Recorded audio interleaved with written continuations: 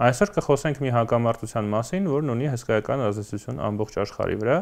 եւ իհարկե մեր երկրի եւ մեր տարածաշրջանի վրա։ Խոսքը Ռուսաստան-Ուկրաինա հակամարտության մասին է։ Մենք չենք անդրադառնա այդ հակամարտության ներկա փուլին, լայնամասշտաբ պատերազմին, որը սկսվեց 2022 թվականին։ Կարծում եմ հեռուստադիտողներն առանց այդ էլ լավ տեղեկացված են այդ պատերազմի ընթացքի մասին։ Փոխարենը կփորձենք խոսել այդ հակամարտության պատմական արմատների եւ հիմնական փուլերի մասին։ Սկսենք սկզբից՝ Կիևյան Ռուսիայից։ Հավանաբար շատերին ծանոթ է Կիևյան Ռուսիայի պատմության ռուսաստանյան մեկնաբանությունը։ Ըստ դրա Կիևյան Ռուսիան հին ռուսական պետություն է, որի ժառանգը ներկայիս Ռուսաստանն է։ Սակայն առնվազն նույնքան ճշմարիտ է պնդումը, որ Կիևյան Ռուսիան հին ուկրաինական պետություն է, որի ժառանգը ներկայիս Ուկրաինան է։ Իրականում Կիևյան Ռուսիան մի պետություն էր, որը կազմավորվել էր 9-րդ դարում ներկայիս Ուկրաինայի, Բելարուսի եւ եվրոպական Ռուսաստանի տարածքում։ Այստեղ ապրում էին արևելյան սլավոնները, ուկրաինացիների, բելարուսների եւ ռուսների նախնիները։ Պետության կենտրոնը Կիևն էր, ներկայիս Ուկրաինայի մայրաքաղաքը։ Կիևյան Ռուսիայի բնակիչները խոսում էին սլավոնական մի լեզվով, որից առաջացել են այսօրվա արևելյան սլավոնական լեզուները՝ ուկրաիներենը, ռուսերենը եւ բելարուսերենը։ 13-րդ դարում տեղի են ունենում մոնղոլների արշավանքները, ովքեր գրավում եւ ավերում են Կիևյան Ռուսիայի քաղաքներից շատերը։ Դա ճակատագրական պահ էր Կիևյան Ռուսիայի համար։ Կիևյան Ռուսիայի արևմտյան եւ արևելյան մասերը բաժանվում են իրարից եւ յուրաքանչյուրը սկսում է զարգանալ իր յուրօրինակ ճանապարհով։ Կիևյան Ռուսիայի արևմտյան մասը, այսինքն ներկայիս Ուկրաինայի եւ Բելարուսի տարածքը, մնում է մոնղոլների ազդեցությունից դուրս։ Այստեղ պահպանվում են անկախ եւ կիսանկախ իշխանություններ, որոնք սերտ կապեր ունեին արևելյան եւ կենտրոնական Եվրոպայի, հատկապես Լեհաստանի եւ Բալթյան երկրների հետ։ 14-րդ դարում ձևավորվում է մի պետություն, որի կազմի մեջ մտնում էին ներկայիս Լիտվան, Բելարուսը եւ Ուկրաինայից գալի մասը։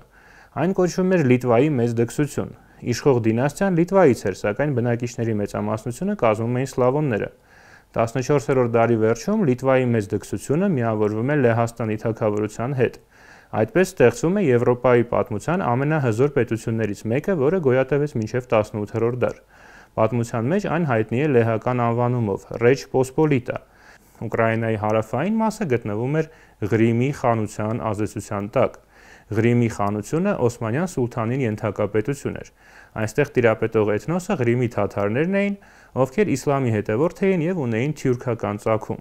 Ղրիմի խաները պարբերաբար արշավանքներ էին կազմակերպում դեպի Ուկրաինա։ Այդ հարձակումներին դիմակայում էին ուկրաինացի զինվորականները, ում անվանում էին կոզակներ։ Կոզակներն ապրում էին հիմնականում Ուկրաինայի հարավ-արևելյան շրջաններում, մասնավորապես Զապորիժիա մարզում։ Կոզակների նախնիները հեռացել էին երկրի այլ մասերից, քանի որ չէին ցանկանում ապրել ճորտի կարգավիճակով։ Կոզակներն ընդունում էին Լեհ թագավորի գերիշխանությունը, բայց ապրում էին ինքնակառավարվող համայնքներով։ Աստիճանաբար ձևավորվում է կոզակների ռազմաքաղաքական առաջնորդների ինստիտուտը։ Այդ առաջնորդներին անվանում էին հետման։ Պատմության մեջ հատուկ դեր է խաղացել նրանցից մեկը՝ հետման Բոհդան Խմելնիցկին։ Մինչև Խմելնիցկուն անցնելը մի երկու խոսք այն մասին, թե ինչ էր կատարվում Կիևյան Ռուսիայի արևելյան մասում, այսինքն ներկայիս Ռուսաստանում։ 13-րդ դարում այստեղ հաստատվեց մոնղոլների տիրապետությունը։ Ռուս իշխաններն ընդունում էին մոնղոլ խաների գերակայությունը, սակայն պահպանում էին որոշակի ինքնավարություն։ Հենց այդ պայմաններում է ձևավորվում ռուսական պետականությունը։ Այդ գործընթացում մեծ դեր է խաղում Մոսկվայի իշխանությունը։ Մոսկվայի իշխանները կարողանում են շահել մոնղոլների վստահությունը եւ դրա շնորհիվ իրենց ենթարկել մնացած ռուսական իշխանությունները։ 16-րդ դարում հզորացած Մոսկվան հրաժարվում է ընդունել մոնղոլների գերակայությունը։ Մոսկվայի իշխաններն ընդունում են թագավորի ցարի տիտղոս։ Այդպիսին էր իրավիճակը 17-րդ դարում, երբ տեղի է ունենում այն, ինչ Ռուսաստանում ընդունված է կոչել Ուկրաինայի եւ Ռուսաստանի վերամիավորում։ Ըստ ռուսական պատմագրության ուկրաինացիները ապստամբում են լեհերի դեմ, որպեսզի վերամիավորվեն եղբայրական ժողովրդի, այսինքն ռուսների հետ։ Վերամիավորման տարեթիվ համարվում է 1654 թվականը, երբ հետման Խմելնիցկին պայմանագիր ստորագրեց ռուսական ցարի հետ։ Իրականությունը մեղմ ասած մի փոքր այլ էր։ Ուկրաինայում իրոք տեղի է ունենում ապստամբություն լեհական թագավորի դեմ, սակայն դրա նպատակը Ռուսաստանի հետ միավորվելը չէր։ Ապստամբության պատճառը հակասություններն էին՝ մի կողմից կաթոլիկ լեհ ազնվականության, մյուսից ուղղափառ ուկրաինացիների միջև։ Խմելնիցկու ղեկավարությամբ ուկրաինացիները մի շարք հաղթանակներ են տանում, սակայն ժամանակի ընթացքում պարզ է դառնում, որ ուկրաինացիների ուժերը բավարար չեն լեհերին դիմակայելու համար։ Նրանք ստիպված օգնություն են փնտրում այլ պետություններից՝ Շվեդիայից, Օսմանյան կայսրությունից, Ղրիմի խանից։ Ի վերջո, միայն ռուսական ցարն է խոստանում ռեալ օգնություն, պայմանով, որ Խմելնիցկին ընդունի Ռուսաստանի գերիշխանությունը։ Այլընտրանք չունենալով Խմելնիցկին համաձայնվում է։ 18-րդ դարի ընթացքում ռուսական կայսրության կազմի մեջ մտան նաև ներկայիս Ուկրաինայի հարավային շրջանները։ Դրանք Օսմանյան Թուրքիայի եւ Ղրիմի խանության վերահսկողության տակ էին։ Ռուսաստանը գրավեց այս շրջանները մի քանի ռուս-թուրքական պատերազմների ընթացքում։ Ինչ վերաբերում է Ուկրաինայի արևմտյան շրջաններին, դրանց մեծ մասը շարունակում էր մտնել Լեհաստանի կազմի մեջ, սակայն 18-րդ դարի ընթացքում Լեհաստանը կորցրեց իր անկախությունը։ Նրա տարածքը բաժանվեց ռուսական կայսրության, ավստրիական կայսրության եւ Պրուսիայի թագավորության միջև։ Ուկրաինացիներով բնակեցված շրջանների մի մասը անցավ ռուսական կայսրությանը, իսկ Ուկրաինայի արևմտյան հատվածը Ավստրիային։ Ռուսական կայսրությունում ուկրաինացիների վիճակը բարդ էր։ Մի կողմից ուկրաինացիներից շատերը հնարավորություն ստացան դառնալ ռուսական կայսրության էլիտայի մի մասը։ Ավելին, նրանք մեծ ներդրում ունեցան ռուսական կայսրության կայացման գործընթացի մեջ։ Մյուս կողմից ուկրաինացիների հանդեպ կիրառվում էր մշակութային զուլման քաղաքականություն։ Ուկրաինան անվանում էին Մալորոսիա, այսինքն փոքր Ռուսաստան, իսկ ուկրաինացիներին Մալորոս, այսինքն փոքր ռուսներ։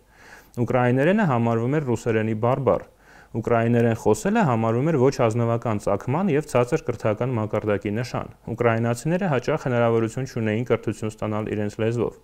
Պարբերաբար արգելվում էր ուկրաիներեն գրքերի հրապարակումը։ Այս ամենի արդյունքում Ուկրաինայի քաղաքների բնակիչները ազնվականությունը եւ մտավորականությունը դառնում են ռուսախոս։ Ուկրաինարենը հիմնականում շարունակում էր օգտագործվել գյուղական շրջաններում։ 19-րդ դարում ի հայտ են գալիս ուկրաինացի մտավորականներ, ովքեր փորձում էին փոխել այդ իրավիճակը։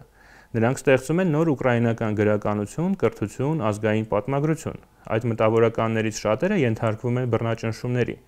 Նրանցից մեկն էր պոետ Տարաս Շևչենկոն, ով համարվում է ուկրաինական արդի գրականության հիմնադիրներից մեկը։ Շևչենկոին նախ բանտարկում են, ապա աքսորում կայսրության հեռավոր շրջաններ։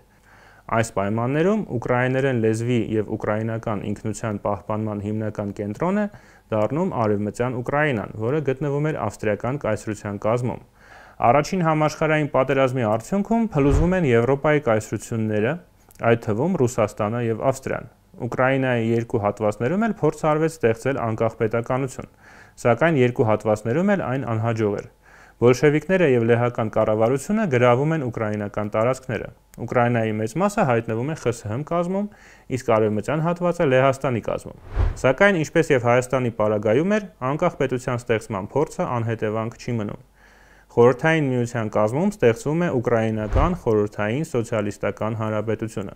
Սկզբնական շրջանում այն կառավարում էին այսպես կոչված ազգային բոլշևիկները։ Նրանք խորհրդային կարգերի կողմնակից էին, բայց նաև շատ բան էին անում ուկրաինական ինքնության, լեզվի եւ մշակույթի զարգացման համար։ Այդ քաղաքականությունը ողջունում էր խորհրդային առաջնորդ Վլադիմիր Լենինը, ով դեմ էր ռուսական մեծապետական շովինիզմին։ Թերևս հենց դա է նկատի ունեն այսօր Ռուսաստանի ղեկավարները, երբ ասում են, թե իբր Ուկրաինան արհեստական կազմավորում է, որը ստեղծել է Լենինը։ Սակայն այս իրավիճակը երկար չի տևում։ Լենինին հաջորդած ԽՍՀՄ ղեկավար Իոսիֆ Ստալինը այլ մոտեցում ուներ։ Ստալինի օրոք ուկրաինական բոլշևիկներից շատերին մեղադրեցին ազգայնականության մեջ, ձերբակալեցին եւ ոչնչացրեցին ճամբարներում։ Ավելին, Ուկրաինայի տարածքում 1932-33 թվականներին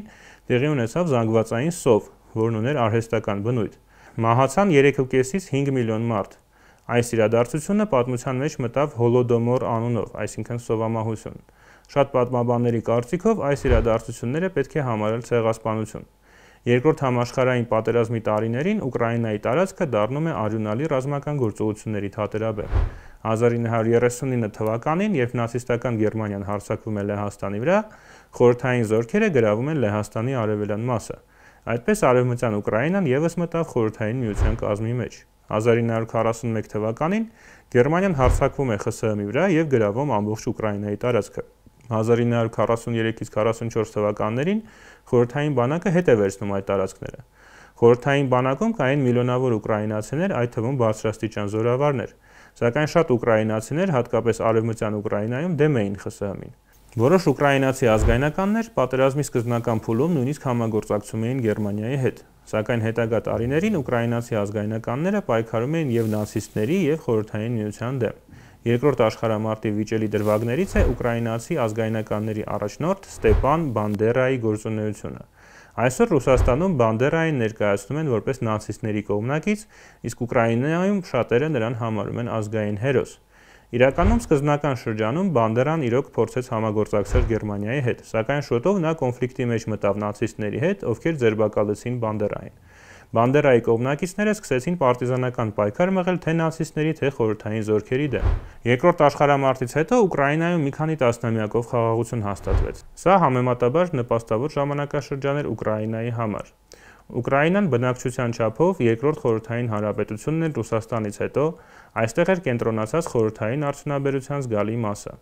Իհարկե, ուկրաինացի ահլախոհները ենթարկվում էին հետապնդումների։ Այնուամենայնիվ, առկա էին որոշակի հնարավորություններ ազգային ինքնության, մշակույթի և կրթության զարգացման համար։ Սակայն խորհրդային իշխանության վերջին տարիներին Ուկրաինայում տեղի ունեցավ աղետ, որը ծանր հետք թողեց երկրի պատմության մեջ։ 1986 թվականին Չեռնոբիլի ատոմակայանում տեղի ունեցավ պայթյուն։ Պայթյունին հաջորդած օրերին խորհրդային ղեկավարությունը փորձում էր թաքցնել աղետի իրական չափերը, ինչի արդյունքում 100,000-ավոր մարդիկ ենթարկվեցին ռադիոակտիվ ճառագայթման։ Հսկայական տարածքներ դարձան անմարդաբնակ։ Այս ամենը զարկ տվեց հակախորհրդային տրամադրություններին։ 1991 թվականի օգոստոսի 24-ին հռչակվեց Ուկրաինայի անկախությունը։ Սա վճռական հարված էր Խորհրդային Միությանը, որից հետո նրա փլուզումը դարձավ անխուսափելի։ Հետխորհրդային առաջին տարիներին ռուս-ուկրաինական հարաբերություններում կային մի շարք խնդիրներ, դրանցից մեկը Ղրիմի հարցն էր։ Ղրիմի թերակղզին փոխանցվել էր Ուկրաինային 1954 թվականին։ Ղրիմում մեծամասնություն էր կազմում ռուս և ռուսալեզու բնակչությունը։ Ռուս ազգայնականները համարում էին, որ Ղրիմը ռուսական տարածք է և պետք է վերադարձվի Ռուսաստանին։ Բացի այդ, Ղրիմում էր տեղակայված Ռուսաստանի Սևծովյան նավատորմը։ Մեկ այլ կարևոր հարց էր միջուկային զենքի ճակատագիրը, այն զենքի, որը մնացել էր Ուկրաինայի տարածքում ԽՍՀՄ փլուզումից հետո։ Արևմուտքի միջնորդությամբ Ռուսաստանը և Ուկրաինան հասան փոխզիջման այս հարցերի շուրջ։ Ուկրաինան հրաժարվեց իր տարածքում մնացած խորհրդային միջուկային զենքից, որը փոխանցվեց Ռուսաստանին։ Իր հերթին Ռուսաստանը ճանաչեց և երաշխավորեց Ուկրաինայի տարածքային ամբողջականությունը, այդ թվում Ղրիմի մասով։ 1994 թվականին այս պարտավորությունը հաստատվեց այսպես կոչված Բուդապեշտի հուշագրով, որը ստորագրեցին Ռուսաստանը, ԱՄՆ և Մեծ Բրիտանիան։ Ճիշտ է, Ղրիմում մնաց ռուսական նավատորմը, ստանալով ռազմաբազայի կարգավիճակ։ Ռուս-ուկրաինական հարաբերությունները սկսեցին սրվել 21-րդ դարում։ Դա կապված էր նրա հետ, որ Ուկրաինան ձգտում էր ինտեգրվել Արևմուտքի հետ։ Ռուսաստանի նախագահ Վլադիմիր Պուտինը համարում էր, որ Ուկրաինայի ինտեգրումը Արևմուտքի հետ վտանգ է ներկայացնում Ռուսաստանի համար և պետք է այն ամեն գնով կանխել։ Այս նկատառումներով Ռուսաստանը սկսեց միջամտել Ուկրաինայի ներքին գործերին։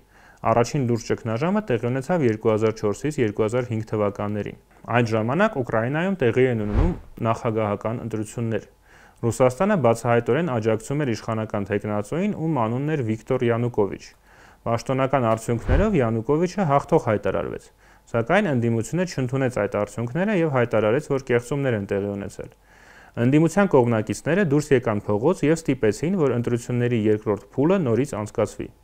Նոր քվեարկության արդյունքում հաղթեց ընդդիմադիր թեկնածու Վիկտոր Յուշչենկոն։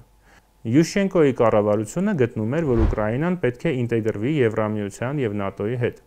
Մոսկվան խիստ դեմ էր դրան։ Հարաբերությունները Կիևի և Մոսկվայի միջև լարվեցին։ Մոսկվան բարձրացրեց Ուկրաինային վաճառվող գազի գինը։ Կրեմլը աջակցում էր Ուկրաինայի ներսում ռուսամետ համարվող ուժերին, մասնավորապես Յանուկովիչին։ Այդ ամենի, ինչպես նաև Յուշչենկոյի սխալների արդյունքում Յանուկովիչը 2010 թվականին հաղթեց նախագահական ընտրություններում։ Մոսկվայում հաղթանակ էին տոնում։ Սակայն պարզվեց, որ Յանուկովիչը այնքան էլ կառավարելի չէր Մոսկվայի համար։ Նա փորձում էր մաքսիմալ օգուտներ քաղել և Մոսկվայից, և Արևմուտքից, և բանակցություններ էր վարում Եվրամիության հետ ասոցացման պայմանագիր կնքելու շուրջ։ Ըստ այդ պայմանագրի Ուկրաինան պետք է մտներ Եվրամիության հետ ազատ առևտրի գոտի։ Իր հերթին Ռուսաստանը առաջարկում էր Ուկրաինային միանալ Ռուսաստանի, Բելառուսի և Ղազախստանի մաքսային միությանը, որը հետագայում դարձավ Եվրասիական տնտեսական միություն։ 2013 թվականի աշնանը Յանուկովիչը հրաժարվեց ստորագրել Եվրամիության հետ ասոցացման համաձայնագիրը։ Ուկրաինացիներից շատերը համոզված էին, որ դա տեղի ունեցավ Մոսկվայի ճնշման տակ։ Կիևում սկսվեցին բողոքի ակցիաներ։ Սկսվեց այն, ինչ Ուկրաինայում անվանում են արժանապատվության հեղափոխություն։ Կառավարությունը ուժ կիրառեց ցուցարարների դեմ, զոհվեցին 108 ցուցարարներ։ Այս մարդկանց Ուկրաինայում հիշում են որպես երկնային հարյուրյակ, ընդ որում առաջին զոհերից մեկը ուկրաինահայ Սերգեյ Նիգոյանն էր։ Ի վերջո ուժայիններն ընկերկեցին ցուցարարների առջև եւ պետական համակարգը սկսեց փլուզվել։ 2014 թվականի փետրվարի 22-ին Յանուկովիչը փախավ Ռուսաստան։ Մոսկվայում այս ամենն ընկալում էին որպես արևմուտքի կազմակերպած դավադրություն։ Մոսկվան որոշեց հասցնել պատասխան հարված։ Այդ հարվածի թիրախ դարձավ Ղրիմը։ Օգտվելով Ուկրաինայում տիրող քաոսից, ռուսական հատոկ ջոկատայինները մտան Ղրիմ։ Նրանց ճնշման տակ Ղրիմի ինքնավար հանրապետության Գերագույն խորհուրդը անկախություն հռչակեց։ 2014 թվականի մարտին ռուսական զորքի ներկայությամբ անցկացվեց հանրաքվե, եւ Ղրիմը հայտարարվեց Ռուսաստանի մաս։ Ուկրաինայի ժամանակավոր կառավարությունը ի վիճակի չեղավ դիմադրություն կազմակերպել։ Արևմտյան երկրները եւս հանկարծակիի եկան այդ իրադարձություններից։ Ճիշտ է, Ռուսաստանի դեմ մտցվեցին տնտեսական եւ դիվանագիտական պատժամիջոցներ, սակայն դրանք որևէ էական ազդեցություն չունեցան։ Ղրիմի անեքսիան դարձավ ռուս-ուկրաինական զինված կոնֆլիկտի սկիզբը։ Այն շարունակվեց Ուկրաինայի արևելյան երկրամասում, որը կոչվում է Դոնբաս։ Այստեղ ակտիվացան անջատողականները, ում աջակցում էր Մոսկվան։ Դոնեցկի եւ Լուհանսկի մարզերի տարածքում հռչակվեցին այսպես կոչված Դոնեցկի եւ Լուհանսկի ժողովրդական հանրապետությունները։ Դրանց ղեկավարությունը կազմված էր մասամբ տեղական ռուսամետ ակտիվիստներից, մասամբ էլ Մոսկվայից գործուղված պաշտոնյաներից։ Այդ ընթացքում ներքին քաղաքական իրավիճակը Կիևում սկսեց կայունանալ։ Տեղի ունեցան ընտրություններ, որոնցում հաղթեց խոշոր բիզնեսմեն Պետրո Պորոշենկոն։ Նոր կառավարությունը փորձեց ռազմական ճանապարհով դիմակայել ռուսամետ ուժերին Դոնբասում։ Սկսվեցին լայնամասշտաբ ռազմական գործողություններ։ Սկզբում ուկրաինական զորքերը մի շարք պարտություններ հասցրեցին ռուսամետ անջատողականների ջոկատներին, սակայն երբ պատերազմի մեջ մտավ ռուսական կանոնավոր բանակը, ուկրաինական բանակը պարտություն կրեց։ 2014 թվականի օգոստոսին ուկրաինացիները պարտություն կրեցին Իլովայսկի ճակատամարտում, որից հետո զինադադար ստորագրվեց։ 2015 թվականի հունվար-փետրվարին ռազմական գործողությունները վերսկսվեցին։ Ուկրաինացիները դարձյալ պարտություն կրեցին, այս անգամ Դեբալցևոյի ճակատամարտում։ Ռազմական գործողությունների ընթացքում զոհվեցին մոտ 5000 զինվորականներ ուկրաինական կողմից եւ մոտ 6500 ռուսական կողմից, ինչպես նաեւ 3000-ից ավել խաղաղ բնակիչներ։ 1.6 միլիոն ուկրաինացիներ ստիպված էին հեռանալ իրենց տներից։ Մարտերի ընթացքում խոցվեց Մալայզիայի ավիաուղիների ինքնաթիռը, որն Ուկրաինայի օդային տարածքով չվերթ էր իրականացնում։ Զոհվեցին բոլոր ուղևորները։ Հետաքննությունը պարզեց, որ ինքնաթիռը խոցել էին ռուսամետ ուժերը, հավանաբար շփոթելով այն ուկրաինական ռազմատրանսպորտային ինքնաթիռի հետ։ Ռազմական գործողություններին զուգահեռ բանակցություններ էին տեղի ունենում Բելարուսի մայրաքաղաք Մինսկում։ Ուկրաինան ստիպված էր ընդունել զինադադարի պայմանները, որոնք թելադրում էր Ռուսաստանը։ Ստորագրվեցին այսպես կոչված Մինսկի համաձայնագրերը,